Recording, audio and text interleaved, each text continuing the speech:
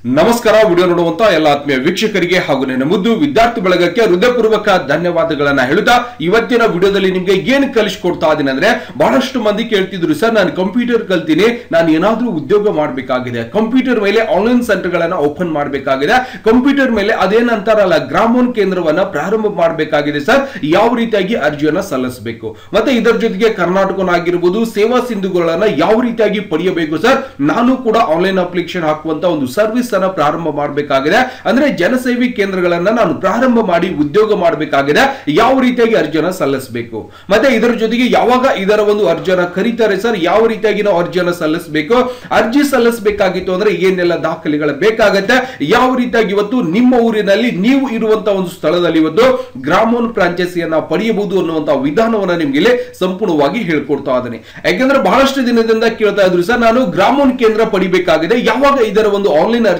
ಪ್ರಾರಂಭ ಆಗುತ್ತೆ ಅಂತೇಳಿ ಬಹಳಷ್ಟು ಮಂದಿ ಕೇಳ್ತಾ ಇದ್ರು. ಹಾಗಾಗಿ ಇವತ್ತು ಗ್ರಾಮೋನ್ ಕೇಂದ್ರ ಪಡೆಯಲು ಇವತ್ತು ರಾಜ್ಯ ಮತ್ತು ಕೇಂದ್ರ ಸರ್ಕಾರದ ವಿವಿಧ ಇಲಾಖೆಗಳ ಸೇವೆಗಳನ್ನು ಹಾಗೂ ಯೋಜನೆಗಳ ಗ್ರಾಮೀಣ ಭಾಗದ ಜನರಿಗೆ ಆಯಾ ಗ್ರಾಮ ಪಂಚಾಯತಿ ಮಟ್ಟದಲ್ಲಿ ಇರುವಂತ ಜನರಿಗೆ ಈ ಒಂದು ಸೌಲಭ್ಯವನ್ನು ಒದಗಿಸುವಂತ ಯೋಜನೆ ಅಡಿಯಲ್ಲಿ ಇವತ್ತು ಗ್ರಾಮೋನ್ ಕೇಂದ್ರವನ್ನು ಕೂಡ ನೀವು ಸಂಪೂರ್ಣವಾಗಿ ನಿಮ್ಮ ಊರಲ್ಲಿ ನೀವು ಕೂಡ ಸ್ಥಾಪನೆಯನ್ನ ಮಾಡ್ಕೋಬಹುದು.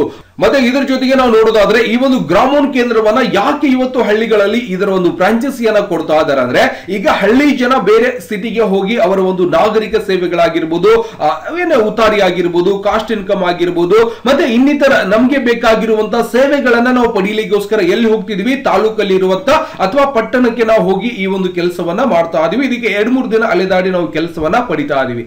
ಹಾಗಾಗಿ ಇವತ್ತು ಕೇಂದ್ರ ಸರ್ಕಾರ, ರಾಜ್ಯ ಸರ್ಕಾರ ಯಾವುದೇ ಒಂದು ಯೋಜನೆಗಳಾಗಿರ್ಬೋದು, ಯಾವುದೇ ಒಂದು ಸೇವೆಗಳನ್ನ ನೀವು ಪಡಿಬೇಕಾಗಿತ್ತು ಅಂದ್ರೆ ನಿಮ್ಮ ಊರಲ್ಲಿ ಇವತ್ತು ಗ್ರಾಮೋನ್ ಕೇಂದ್ರ ಒಂದು ಫ್ರಾಂಚೈಸಿಯನ್ನ ನೀವು ಓಪನ್ ಮಾಡಿಕೊಂಡು ನಾಗರಿಕರಿಗೆ ಹಲವಾರು ಸೇವೆಗಳನ್ನ ನೀವು ಅಲ್ಲಿ ಸಂಪೂರ್ಣವಾಗಿ ಒದಗಿಸಬಹುದು. ಬಹಳಷ್ಟು ಇದ್ದಿರುತ್ತೆ, ಎಲ್ಲವನ್ನು ಕೂಡ ಸಮಗ್ರವಾಗಿ ಹೇಳ್ಕೊಡ್ತೀನಿ. ಯಾಕಂದ್ರೆ ಇಲ್ಲಿ ಗ್ರಾಮೋನ್ ಕೇಂದ್ರವನ್ನ ಸ್ಥಾಪನೆ ಮಾಡಬೇಕಾಗಿತ್ತು ಅಂದ್ರೆ ಏನೆಲ್ಲ ಬೇಕಾಗುತ್ತೆ, ಯಾವ ರೀತಿಯಾಗಿ ನೀವು ಅರ್ಜಿಯನ್ನ ಸಲ್ಲಿಸಬೇಕು, ಯಾಕಂದ್ರೆ ಈಗ ಆಲ್ರೆಡಿ ಆನ್ಲೈನ್ ಮುಖಾಂತರ ಅರ್ಜಿಯನ್ನ ಸಂಪೂರ್ಣವಾಗಿ ಕರೆದಿರ್ತಾರೆ. ಇದರ ಒಂದು ದಿನಾಂಕ ಆಗಿರ್ಬೋದು ಸಂಪೂರ್ಣವಾಗಿ ನಿಮ್ಗೆ ತಿಳಿಸ್ಕೊಡ್ತಾ ಇದ್ದೇನೆ. ಯಾಕಂದ್ರೆ ನೋಡೋದಾದ್ರೆ ನಾವು ಇವತ್ತು ಈ ಒಂದು ಅರ್ಜಿಯನ್ನ ಸಲ್ಲಿಸಬೇಕಾಗಿತ್ತು ಅಂದ್ರೆ ಈ ಒಂದು ಗ್ರಾಮೋನ್ ಕೇಂದ್ರವನ್ನ ನೀವು ಪ್ರಾರಂಭ ಮಾಡಬೇಕಾಗಿದೆ.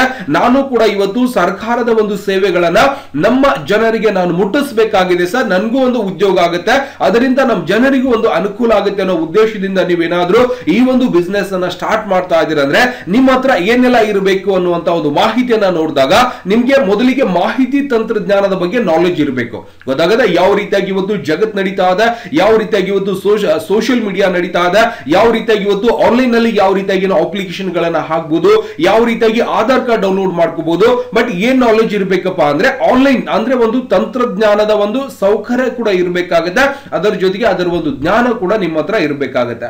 ಅದರ ಜೊತೆಗೆ ಒಂದು ಫ್ರಾಂಚೈಸಿ ಮೂಲಕ ಒಂದು ಸ್ಥಾಪಿಸಲಾಗುವ ಗ್ರಾಮೋನ್ ಕೇಂದ್ರವು ವಿಶೇಷ ವಿಭಜನೆ ಪಾರ್ಟಿಷನ್ ಹೊಂದಿರಬೇಕು ಅಂತ ಹೇಳ್ತಾರೆ.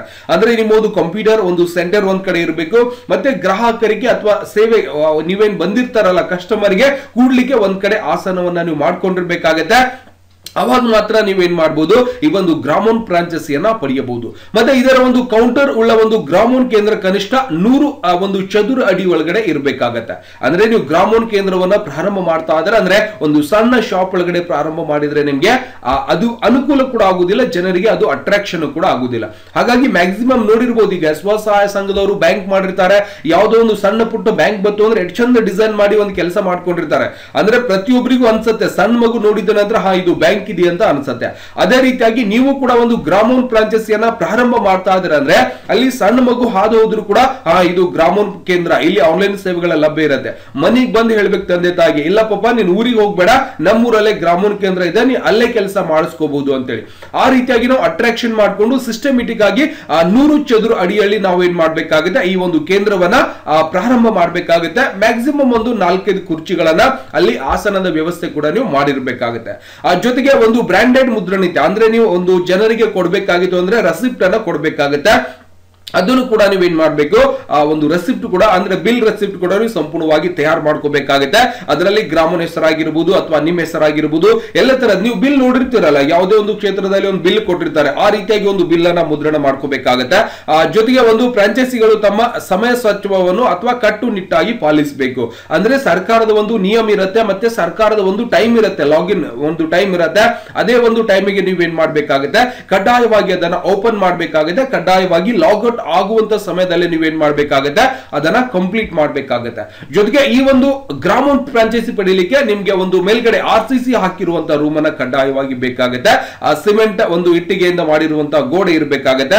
ಯಾವುದೇ ಭಾಗದಲ್ಲೂ ನೀರು ಸೋರಿಕೆ ಆಗದಂತೆ ಕಂಡು ಬಂದರೆ ಅಂತ ಕೊಠಡಿಗಳಿಗೆ ನಿಮ್ಗೆ ಪರ್ಮಿಷನ್ ಕೊಡೋದಿಲ್ಲ. ಉತ್ತಮ ಗಾಳಿ ವ್ಯವಸ್ಥೆ, ಬೆಳಕು, ಒಂದು ಸುಸಜ್ಜಿತವಾದ ಒಂದು ವ್ಯವಸ್ಥೆ ಒಳಗೆ ನೀವೇನ್ ಮಾಡ್ಬೇಕಾಗುತ್ತೆ, ಈ ಒಂದು ಫ್ರಾಂಚೈಸಿಯನ್ನ ಪ್ರಾರಂಭ ಮಾಡ್ಬೇಕಾಗುತ್ತೆ. ಆ ಜೊತೆಗೆ ಒಂದು ಬೋರ್ಡ್ ಕೂಡ ನೀವಲ್ಲಿ ಸ್ಪಷ್ಟವಾಗಿ ನೀವು ಪ್ರದರ್ಶನ ಮಾಡಬೇಕಾಗುತ್ತೆ ಜನರಿಗೆ. ಅವಾಗ ನಿಮ್ಮ ಊರಲ್ಲಿ ಇರುವಂತಹ ಜನರಿಗೆ ಗೊತ್ತಾಗುತ್ತೆ ಇದು ಗ್ರಾಮೋನ್ ಫ್ರಾಂಚೈಸಿ ಇದೆ, ಇಲ್ಲಿ ಸರ್ಕಾರದ ಒಂದು ನಾಗರಿಕರಿಗೆ ಬೇಕಾಗಿರುವಂತಹ ಸೇವೆಗಳು ಸಿಗುತ್ತೆ ಅಂತೇಳಿ ಕೂಡ ಅಲ್ಲಿ ಜನರು ಬರ್ಲಿಕ್ಕೆ ಸ್ಟಾರ್ಟ್ ಮಾಡ್ತಾರೆ. ಸುಮ್ನೆ ಹಾಕಿರ್ತಾರೆ, ಬಹಳಷ್ಟು ಮಂದಿ ಇವತ್ತು ಗ್ರಾಮೋನ್ ಕೇಂದ್ರ ಹಾಕಿರ್ತಾರೆ, ಸರ್ ನನಗೆ ಲಾಸ್ ಆಗಿದೆ ಸರ್, ಅದರಿಂದ ಏನೂ ಲಾಭ ಇಲ್ಲ ಅಂತೇಳಿ. ಮೊದಲು ಅಟ್ರಾಕ್ಷನ್ ಮಾಡಬೇಕು, ಜನರಿಗೆ ಗೊತ್ತಾಗಬೇಕು, ಹೌದಿಲ್ಲ? ಸುಮ್ನೆ ಒಂದು ಅಂಗಡಿ ಒಳಗೆ ಒಂದು ಸೆಟ್ರೆಸ್ ಹಾಕೊಂಡು ಒಂದು ಬೋರ್ಡ್ ಹಾಕೊಂಡು ಗ್ರಾಮೋನ್ ಐತೆ ಅಂತೇಳಿ ಒಂದು ಕಂಪ್ಯೂಟರ್ 2 ಕುರ್ಚಿ ಇಟ್ಕೊಂಡು ಕೂತ್ರೆ ಆಗಲ್ಲ, ಅಲ್ಲಿ ಯಾರು ಕೂಡ ಬರುವುದಿಲ್ಲ. ಹೆಂಗಿರ್ಬೇಕಪ್ಪ ಅಂದ್ರೆ ಸಣ್ಣ ಮಕ್ಕಳಿಗೂ ಗೊತ್ತಾಗಬೇಕು ಇಲ್ಲಿ ಗ್ರಾಮೋನ್ ಫ್ರಾಂಚೈಸಿ ಇದೆ, ಇಲ್ಲಿ ಆನ್ಲೈನ್ ಸೇವೆಗಳು ಸಿಗುತ್ತೆ. ಯಾಕಂದ್ರೆ ನಿಮ್ಮೂರಲ್ಲೇ ಸಾಕಷ್ಟು ಜನ ಇವತ್ತು ಶಿಕ್ಷಣವನ್ನ ಕಲಿತಿರ್ತಾರೆ, ಅವರಿಗೂ ಕೂಡ ಆನ್ಲೈನ್ ಮುಖಾಂತರ ಸರ್ಕಾರಿ ನೌಕರಿಗಳಿಗೆ ಅರ್ಜಿಯನ್ನ ಸಲ್ಲಿಸಬೇಕಾಗಿರತ್ತೆ. ಅವರು ನಿಮ್ಮ ಹತ್ರ ಬರುವುದಿಲ್ಲ. ಗ್ರಾಮೋನ್ ಕೇಂದ್ರ ಇದ್ರೂ ಕೂಡ ಯಾಕೆ ಬೇರೆ ಕಡೆ ಹೋಗ್ತಾರೆ ಅಂದ್ರೆ ಅಲ್ಲಿ ಸಿಸ್ಟಮೆಟಿಕ್ ಇದ್ದಿರತ್ತೆ, ಸರಿಯಾದ ಒಂದು ವ್ಯವಸ್ಥೆ ಇರುತ್ತೆ. ಅಲ್ಲಿ ನೀವು ಒಳಗಡೆ ಕೆಲಸ ಮಾಡ್ತಾ ಇದ್ರಿ, ಬಾಯಿ ತುಂಬಾ ಗುಟ್ಗತ್ತಿಂದ ಅಲ್ಲೇ ಉಗುಳ್ತಾ ಇರ್ತೀರಿ, ಅವಾಗ ಯಾರು ಬರ್ತಾರೆ ನಿಮ್ಮ ಹತ್ರ? ಸ್ಟೂಡೆಂಟ್ ಬರ್ಲಿಕ್ಕೆ ಹಿಂಜರಿತಾರೆ. ಹಾಗಾಗಿ ಸಿಸ್ಟಮೆಟಿಕ್ ಹಾಕೊಂಡು ನೀವು ಈ ಒಂದು ಕೇಂದ್ರವನ್ನ ಪ್ರಾರಂಭ ಮಾಡಿದ್ರೆ ಎಷ್ಟೋ ಜನರಿಗೆ ಇವತ್ತು ದಾರಿದೀಪವಾಗಿದೆ, ಎಷ್ಟೋ ಮನೆಗೆ ಇವತ್ತು ಬೆಳಕಾಗಿದೆ ಗ್ರಾಮೋನ್ ಕೇಂದ್ರ. ಎಷ್ಟೋ ಜನರು ಇದರ ಮೇಲೆ ಕೆಲಸವನ್ನ ಮಾಡ್ತಾ ಇದ್ದಾರೆ, ಪ್ರೊಫೆಷನಲ್ ಆಗಿ ಕೆಲಸ ಮಾಡ್ತಾ ಇದ್ದಾರೆ. 4 ಜನ ಒಂದು ಕೆಲಸಗಾರನ ಇಟ್ಕೊಂಡು ಕೆಲಸ ಮಾಡ್ತಾ ಇದ್ದಾರೆ. ಈ ರೀತಿಯಾಗಿ ನೀವು ಕೂಡ ಇದರ ಮುಖಾಂತರ ದುಡಿಬೇಕಾಗತ್ತೆ. ಇದರ ಅಡ್ವರ್ಟೈಸ್ಮೆಂಟ್ ಮಾಡ್ಬೇಕು ನೀವು. ಗ್ರಾಮೋನ್ ಕೇಂದ್ರ ಇದೆ ಬೇರೆಯವರಿಗೆ ಹೇಳ್ಕೊಂಡು ನೀವು ಗ್ರಾಹಕರನ್ನ ಸೆಳೆಯುವಂತದ್ದಾಗಬೇಕು. ಮತ್ತೆ ಗ್ರಾಹಕರ ಜೊತೆ ವರ್ತನೆ ಮಾಡುವಂತದ್ದೇನಿದೆಯಲ್ಲ ಅದು ಬಹಳ ಚಂದ ಇರಬೇಕು. ಯಾಕೆಂದ್ರೆ ಅಲ್ಲಿ ನೀವು ಬೇರೆ ತರದ ವರ್ತನೆ ಮಾಡೋದಾಗಿರ್ಬೋದು, ಜನರಿಗೆ ಒಂದು ಏನೋ ಒಂದು ಬಂದಿರ್ತಾರೆ, ಅವರಿಗೆ ಹೆಂಗ್ ಬೇಕಾದಾಗ ಮಾತಾಡಿದ್ರೆ ಇವತ್ತು ಬಂದವನು ನಾಳೆ ಬರುದಿಲ್ಲ. ಅವನು ಬಂದವರಿಗೆ ರೆಸ್ಪೆಕ್ಟ್ ಮರ್ಯಾದೆ ಕೊಟ್ಟು, ಸಣ್ಣ ಪಾಪು ಬಂದ್ರು ಕೂಡ ಒಂದೇನ್ ಕೆಲಸ ಇಡದೆ ಸರಿಯಾಗಿ ನೀವು ಕೂತು ಮಾಡಿಸ್ಕೊಟ್ರೆ ಅವರು ಪ್ರತಿಯೊಬ್ಬರಿಗೂ ಹೇಳ್ಕೊಡ್ತಾರೆ, ಆ ಹುಡುಗ ಚಂದ ಕೆಲಸ ಮಾಡ್ತಾರೆ, ಅಲ್ಲಿ ಹೋಗಿ ಮಾಡ್ಕೊಂಬರ್ರಿ ಅಂತೇಳಿ. ಬಂದವ್ರೆ ಬಾ ಹೋಗ ನಾ ಮಾಡೋದಾಗುದಿಲ್ಲ ನೋಡ, ಸರ್ವರ್ ಇಲ್ಲ ನೋಡ, ಬಂದ್ರೆ ಬಾ, ಇಲ್ಲ ಅಂದ್ರೆ ಹೋಗಿ ತೊಡಿ, ಹಿಂಗ ಅಂದ್ ಬಿಡ್ತೀವಿ. ಮತ್ತೆ ಅವ್ರು ಎದಕ್ ಬರ್ಬೇಕು?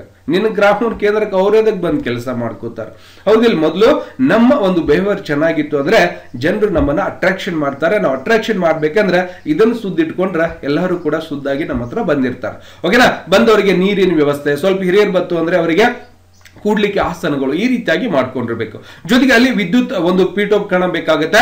ಜೊತೆಗೆ ಒಂದು ಕೌಂಟರ್ ಟೇಬಲ್ ಕೂಡ ನೀವು ಮಾಡಿಸಿರ್ಬೇಕಾಗುತ್ತೆ. ಜೊತೆಗೆ ಆಪರೇಟರ್ ಮಾಡುವಂತ ಒಂದು ಕುರ್ಚಿ ಕೂಡ ಸುಸಜ್ಜಿತವಾಗಿರ್ಬೇಕಾಗುತ್ತೆ. ಜೊತೆಗೆ ಒಂದು ಪ್ರಿಂಟೆಡ್ ಟೇಬಲ್ ಕೂಡ ಇರಬೇಕಾಗುತ್ತೆ. ಗ್ರಾಹಕರಿಗೆ ಕಾಯುವಂತ ಕುರ್ಚಿ ಕೂಡ ನೀವು ಕೊಡಬೇಕಾಗುತ್ತೆ.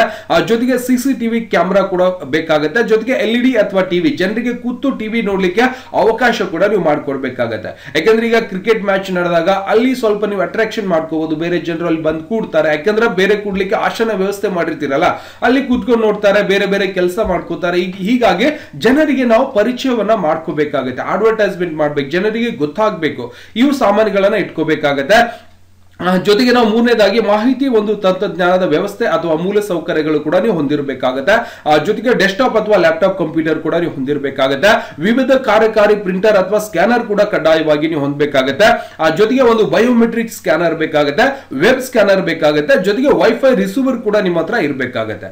ಈ ಎಲ್ಲವನ್ನು ಕೂಡ ಸರಿಯಾಗಿ ನಿಮ್ಮ ಒಂದು ಕ್ಷೇತ್ರದಲ್ಲಿ ಅಥವಾ ನೀವು ಇರುವಂತಹ ಸ್ಥಳದಲ್ಲಿ ಇವೆಲ್ಲವನ್ನು ಕೂಡ ಒದಗಿಸ್ತಾ ಇದ್ದೀರಿ ಅಂದ್ರೆ ನೀವು ಖಂಡಿತವಾಗ್ಲೂ ಏನ್ ಮಾಡಬಹುದು, ಒಂದು ಇಂಟರ್ನೆಟ್ ವ್ಯವಸ್ಥೆ ಕೂಡ ಕಡ್ಡಾಯವಾಗಿ ಇರಬೇಕು. ಒಂದು BSNL ಆಗಿರ್ಬೋದು, ಕೇಬಲ್ ಮೂಲಕ ನೀವೇನ್ ಮಾಡಬೇಕು, ಅಂತರ್ಜಾಲದ ಒಂದು ವ್ಯವಸ್ಥೆಯನ್ನ ಮಾಡ್ಕೊಂಡಿರ್ಬೇಕಾಗುತ್ತೆ. ಇಲ್ಲ ಅಂದ್ರೆ ಅಧಿಕೃತವಾಗಿ ಯಾವುದೋ ಒಂದು ಇಂಟರ್ನೆಟ್ 24 ಅವರ್ಸ್ ಇಂಟರ್ನೆಟ್ ಇರುವಂತ ಒಂದು ಸೇವೆ ಕೂಡ ನೀವು ತಗೊಂಡಿದ್ರೆ ಕಡ್ಡಾಯವಾಗಿ ನೀವು ಈ ಒಂದು ಗ್ರಾಮೋನ್ ಕೇಂದ್ರವನ್ನ ತಗೋಬಹುದು. ಜೊತೆಗೆ ಇದಕ್ಕೆ ಅರ್ಜಿಯನ್ನು ಯಾವ ರೀತಿಯಾಗಿ ಸಲ್ಲಿಸಬೇಕಂದ್ರೆ ಅರ್ಹತಾ ಮಾನದಂಡಗಳೇನಿರುತ್ತೆ, ಯಾರೆಲ್ಲ ಈ ಒಂದು ಗ್ರಾಮೋನ್ ಫ್ರಾಂಚೈಸಿಯನ್ನ ಪಡಿಬಹುದು ಅಂದ್ರೆ ದ್ವಿತೀಯ PUC ಅಥವಾ IT ಆಗಿರ್ಬೋದು ಅಥವಾ ಪದವಿ ಆಗಿರ್ಬೋದು, ಇನ್ನಿತರ ಯಾವುದೇ ಶೈಕ್ಷಣಿಕ ಅರ್ಹತೆ ಮುಗಿಸಿರುವಂತವರು ಇದಕ್ಕೆ ಅರ್ಜಿಯನ್ನು ಸಲ್ಲಿಸಲಿಕ್ಕೆ ಅರ್ಹತೆನ ಇರುತ್ತೆ. ಆದ್ರೆ ಒಂದು ನೆನಪಿರ್ಲಿ, ನೀವು ಗ್ರಾಮೋನ್ ಕೇಂದ್ರ ತಗೋತಾ ಇದೀರ ಅಂದ್ರೆ ಕಂಪ್ಯೂಟರ್ ಜ್ಞಾನ ಹೊಂದಿರುವಂತಹ ಕಂಪ್ಯೂಟರ್ ಸರ್ಟಿಫಿಕೇಟ್ ನಿಮ್ಮ ಹತ್ರ ಇರಬೇಕಾಗತ್ತೆ. ಎಷ್ಟೋ ಜನರಿಗೆ ಸಹ ನಾನು ಕಂಪ್ಯೂಟರ್ ಕಲ್ತೀನಿ, ನನ್ನ ಹತ್ರ ಕಂಪ್ಯೂಟರ್ ಸರ್ಟಿಫಿಕೇಟ್ ಇಲ್ಲ ಅಂದ್ರೆ ನಿಮ್ಗೆ ಈ ಒಂದು ಗ್ರಾಮೋನ್ ಕೇಂದ್ರ ಸಿಗುವುದಿಲ್ಲ. ನಿಮ್ಮ ಹತ್ರ ಕಂಪ್ಯೂಟರ್ ಸರ್ಟಿಫಿಕೇಟ್ ಇಲ್ಲ ಅಂದ್ರೂ ಚಿಂತೆ ಮಾಡಕ್ ಹೋಗಬೇಡ್ರಿ, ನಮ್ಮ ಸಂಸ್ಥೆಯಿಂದ ನಿಮ್ಮ ಮನೆ ಬಾಗಿಲಿಗೆ ಕಂಪ್ಯೂಟರ್ ಕೋರ್ಸಿನ ಸರ್ಟಿಫಿಕೇಟ್ ಅನ್ನ ಪ್ರೊವೈಡ್ ಮಾಡ್ತಾ ಇದ್ದಾರೆ. ದಯವಿಟ್ಟು ಸರ್ಟಿಫಿಕೇಟ್ ಬೇಕಾಗಿತ್ತು ಅಂದ್ರೆ ಗುರು ನಾನೆಕ್ಸ್ ಅಂತ ಇನ್ಸ್ಟಾಗ್ರಾಮ್ ID ಕಾಣಿಸ್ತಾ ಇದೆ, ಅಲ್ಲಿ ಬಂದು ಫಾಲೋ ಮಾಡ್ಕೊಂಡು ಕಾಂಟ್ಯಾಕ್ಟ್ ಮಾಡಿದ್ರೆ ಸಂಪೂರ್ಣವಾಗಿ ಡೀಟೇಲ್ಸ್ ಸಿಗುತ್ತೆ. ಅಲ್ಲಿಂದ ನೀವೇನ್ ಮಾಡಬಹುದು, ಕಂಪ್ಯೂಟರ್ ಕೋರ್ಸಿನ ಸರ್ಟಿಫಿಕೇಟ್ ಪಡೆದು ಇವತ್ತು ಗ್ರಾಮೋನ್ ಕೇಂದ್ರ ಫ್ರಾಂಚೈಸಿ ಕೂಡ ನೀವು ಸಂಪೂರ್ಣವಾಗಿ ಪಡೆಯಬಹುದು. ಇದಕ್ಕೆ ಅರ್ಜಿಯನ್ನು ಸಲ್ಲಿಸಬೇಕಾಗಿತ್ತು ಅಂದ್ರೆ ನೀವು 1 ರಿಂದ ಅಥವಾ 2 ಲಕ್ಷ ಬಂಡವಾಳವನ್ನ ಹೂಡಿಕೆ ಮಾಡಬೇಕಾಗುತ್ತೆ. ಅಂದ್ರೆ ಮ್ಯಾಕ್ಸಿಮಮ್ 1 ರಿಂದ 2 ಲಕ್ಷ ರೂಪಾಯಿ ನೀವು ಖರ್ಚು ಮಾಡಬೇಕಾಗುತ್ತೆ. ಗ್ರಾಮೋನ್ ಕೇಂದ್ರ ಒಂದು ಪೊಲೀಸ್ ತಪಾಸಣೆ ಒಂದು ಪ್ರಮಾಣ ಪತ್ರ ಲಗತ್ತಿಸಬೇಕಾಗುತ್ತೆ. ಜೊತೆಗೆ ಸಮಯ ಸ್ವಚ್ಛತೆ ಉಳ್ಳ ಕೇಂದ್ರ ಸ್ಥಾನವಿರಬೇಕು ಹಾಗೂ ಸಾರ್ವಜನಿಕರು ಸುಲಭವಾಗಿ ಸಂಪರ್ಕಿಸುವ ಸ್ಥಳವಿರಬೇಕು ಅಂತ ಹೇಳ್ತಾ ಇದ್ದಾರೆ. ಈ ರೀತಿಯಾಗಿ ಎಲ್ಲವನ್ನೂ ಕೂಡ ಸರಿಯಾಗಿದೆ ಸರ್, ಇದಕ್ಕೆ ನಾನು ಅರ್ಹತೆ ಇದ್ದೀನಿ ಅಂದ್ರೆ ನೀವು ಕಡ್ಡಾಯವಾಗಿ ಏನ್ ಮಾಡಬಹುದು ಅಂದ್ರೆ ಇದರ ಲಿಂಕ್ ಕೂಡ ನಾನು ವಿಡಿಯೋ ಡಿಸ್ಕ್ರಿಪ್ಷನ್ ಅಲ್ಲಿ ಕೊಟ್ಟಿರ್ತೀನಿ, ಅಲ್ಲಿಂದ ಕೂಡ ನೀವು ಸಂಪೂರ್ಣವಾಗಿ ಅರ್ಜಿಯನ್ನು ಸಲ್ಲಿಸಬಹುದು. ಇದರ ಅರ್ಜಿ ಸಲ್ಲಿಸಲಿಕ್ಕೆ ಕೊನೆಯ ದಿನಾಂಕ ಯಾವಾಗ ಅರ್ಜಿ ಪ್ರಾರಂಭವಾಗಿದೆ ಅಂದ್ರೆ ಆಲ್ರೆಡಿ ಅರ್ಜಿ ಪ್ರಾರಂಭವಾಗಿದೆ ಸೆಪ್ಟೆಂಬರ್ 15, 2024.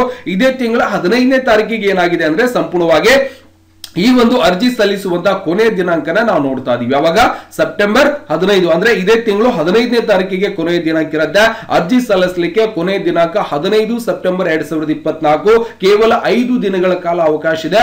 ಇದರಲ್ಲಿ ನೀವೇನ್ ಮಾಡಬಹುದು, ಅಪ್ಡೇಟ್ ಅನ್ನು ಹಾಕಿ ಸಂಪೂರ್ಣವಾಗಿ ನೀವು ಮೊದಲಿಗೆ ಅರ್ಜಿಯನ್ನು ಸಲ್ಲಿಸಿ, ಅದಾದ್ಮೇಲೆ ಅವೆಲ್ಲವನ್ನು ಕೂಡ ನೀವು ಸಲಕರಣೆಗಳನ್ನ ರೆಡಿ ಮಾಡಿಕೊಂಡು ವೆರಿಫಿಕೇಶನ್ ಮಾಡಿ ಗ್ರಾಮೋನ್ ಕೇಂದ್ರ ಕೂಡ ಸಂಪೂರ್ಣವಾಗಿ ಪಡೆಯಬಹುದು. ಸರ್, ಇದಕ್ಕೆ ಅರ್ಜಿಯನ್ನು ಸಲ್ಲಿಸಬೇಕಾಗಿತ್ತು ಅಂದ್ರೆ ಕರ್ನಾಟಕ ಫ್ರಾಂಚೈಸಿಗಳಿಗೆ ಹೋಗಿ, ಅಂದ್ರೆ ಕರ್ನಾಟಕ ಕೇಂದ್ರ ಇರುತ್ತೆ, ಇದು ಗ್ರಾಮೋನ್ ಆಗಿರ್ಬೋದು, ಕರ್ನಾಟಕ ಕೇಂದ್ರಕ್ಕೆ ಹೋಗಿ ನೀವು ಈ ಒಂದು ಕರ್ನಾಟಕ ಕೇಂದ್ರ ಪಡಿಬೇಕಾಗಿದೆ. ಸರ್, ಅರ್ಜಿಯನ್ನು ಸಲ್ಲಿಸಿಕೊಡಿ ಅಂದ್ರೆ ಇರುವಂತ ನಿಮ್ಮ ದಾಖಲೆಗಳು, Aadhaar card, computer marks card, ನಿಮ್ಮ ಒಂದು ಶಿಕ್ಷಣದ ಒಂದು ಮಾರ್ಕ್ಸ್ ಕಾರ್ಡ್ ಗಳನ್ನ, ಒಂದು ಭಾವಚಿತ್ರ ಅಥವಾ ಒಂದು ರೇಷನ್ ಕಾರ್ಡ್ ಗಳನ್ನ ತಗೊಂಡೋಗಿ ನೀವೇನ್ ಮಾಡಬೇಕಾಗಿದೆ, ಒಂದು ಅರ್ಜಿಯನ್ನು ಸಲ್ಲಿಸಿ ನೀವು ಗ್ರಾಮೋನ್ ಕೇಂದ್ರ ಕೂಡ ನಿಮ್ಮ ಊರಿನಲ್ಲಿ ಈ ಒಂದು ಕೇಂದ್ರವನ್ನ ಸ್ಥಾಪಿಸಿ ನೀವು ನಾಗರಿಕರಿಗೆ ಸೇವೆಗಳನ್ನ ಒದಗಿಸಬಹುದು.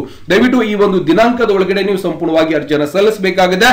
ಗ್ರಾಮೋನ್ ಒಂದು ಫ್ರಾಂಚೈಸಿಯನ್ನ ಪಡಿಬೇಕಾಗಿತ್ತು ಅಂದ್ರೆ ಕೇವಲ ಅರ್ಜಿ ಶುಲ್ಕ 100 ರೂಪಾಯಿ ಇರುತ್ತೆ. 100 ರೂಪಾಯಿ ನೀವು DD ಅನ್ನು ಪಾವತಿಸಬೇಕಾಗುತ್ತೆ. ಆ ಒಂದು 100 ರೂಪಾಯಿ DD ಕೂಡ ಸಂಪೂರ್ಣವಾಗಿ ಪಾವತಿಸಿ ನೀವು ಗ್ರಾಮೋನ್ ಕೇಂದ್ರವನ್ನು ಕೂಡ ನಿಮ್ಮದಾಗಿಸಿಕೊಳ್ಳಬಹುದು ಸ್ನೇಹಿತರೆ. ಯಾಕೆಂದ್ರೆ ಬಹಳಷ್ಟು ಮಂದಿ ಕೇಳ್ತಿದ್ರು, ಸರ್ ಗ್ರಾಮೋನ್ ಕೇಂದ್ರ ಯಾವಾಗ ಅರ್ಜಿ ಬಿಡ್ತಾರೆ, ಅದನ್ನು ಯಾವ ರೀತಿಯಾಗಿ ನಾವು ಪಡಿಬೇಕು, ಇದರ ಒಂದು ಮಾಹಿತಿ ಕೊಡಿ ಅಂತ ಹೇಳಿದ್ರು. ಹಾಗಾಗಿ ಸಂಪೂರ್ಣವಾಗಿ ಇವತ್ತು ಗ್ರಾಮೋನ್ ಕೇಂದ್ರ ಯಾವ ರೀತಿಯಾಗಿ ಪಡೆಯಬಹುದು ಅನ್ನುವಂತ ಒಂದು ಮಾಹಿತಿಯನ್ನು ಸಂಪೂರ್ಣವಾಗಿ ತಿಳಿಸಿಕೊಟ್ಟಿದ್ದೇನೆ. ದಯವಿಟ್ಟು ಯಾರಿಗೆಲ್ಲ ಇವತ್ತು ಗ್ರಾಮೋನ್ ಕೇಂದ್ರ ಪ್ರಾರಂಭ ಮಾಡಬೇಕಾಗಿದೆ, ಸಂಪೂರ್ಣವಾದ ಮಾಹಿತಿ ನಿಮಗೆ ಇಷ್ಟ ಆಗಿತ್ತು ಅಂದ್ರೆ ವಿಡಿಯೋನ ಲೈಕ್ ಮಾಡಬೇಕು, ಹಾಗೆ ಬೇರೆಯವರಿಗೆ ಶೇರ್ ಮಾಡೋದನ್ನು ಕೂಡ ಮರಿಬಾರದು. ಜೊತೆಗೆ ನಿಮ್ಮ ಹತ್ತಿರದಲ್ಲಿರುವಂತಹ ಕರ್ನಾಟಕ ಕೇಂದ್ರಕ್ಕೆ ಹೋಗಿ ನೀವೇನ್ ಮಾಡಬೇಕು, ಗ್ರಾಮೋನ್ ಕೇಂದ್ರಕ್ಕೆ ಅರ್ಜಿಯನ್ನು ಸಲ್ಲಿಸಿ ಫ್ರಾಂಚೈಸಿಯನ್ನ ಪಡಿಬಹುದು ಸ್ನೇಹಿತರೆ. ಮತ್ತೆ ಸಿಗೋಣ ಮುಂದಿನ ವಿಡಿಯೋದಲ್ಲಿ. ನಮಸ್ಕಾರ. ವಿಡಿಯೋ ನೋಡುವಂತ ಎಲ್ಲ ಆತ್ಮೀಯ ವೀಕ್ಷಕರಿಗೆ